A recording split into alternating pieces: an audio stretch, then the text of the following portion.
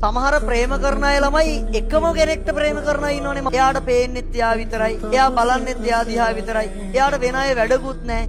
එයාට විතරමයි ආදරය කරන්නේ. එයාගේ මුළු ජීවිතේමත් එයා සමහරට හමු වුණත් නැතත් එයා එයාම තමයි. එයාගේ ප්‍රේමයත් එයාම තමයි. ඔන්න ඔය ගැන ලස්සන කවියක් ලියලා තියෙනවා මේ අරුණ වික්‍රමාරච්චි. කවියේ මාතෘකාව තමයි ආදරය ඔබ තුලයි ඔබම පමණයි. මට ආදරය තියෙන්නේ ඔයා තුල විතරයි.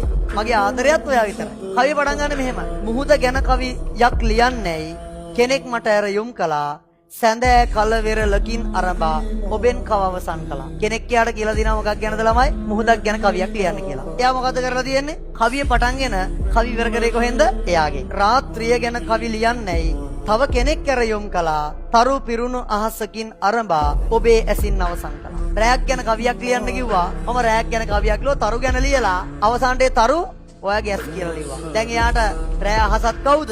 එයාම තමයි. සඳට ඇයි කවි ලියන්නේ නැත්තේ? කෙනෙක් මට ඇවිටිලි කරා.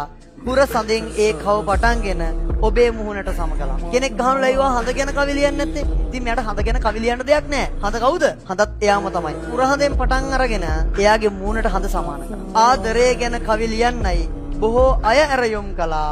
ඔබ තුලින් ඒ කව පටන්ගෙන ඔබ තුලම අවසන්. කට්ටියමට ආදරය ගැන කවි ලියන්නකෝ. මට ආදරය ගැන කවි ලියන්න බෑ.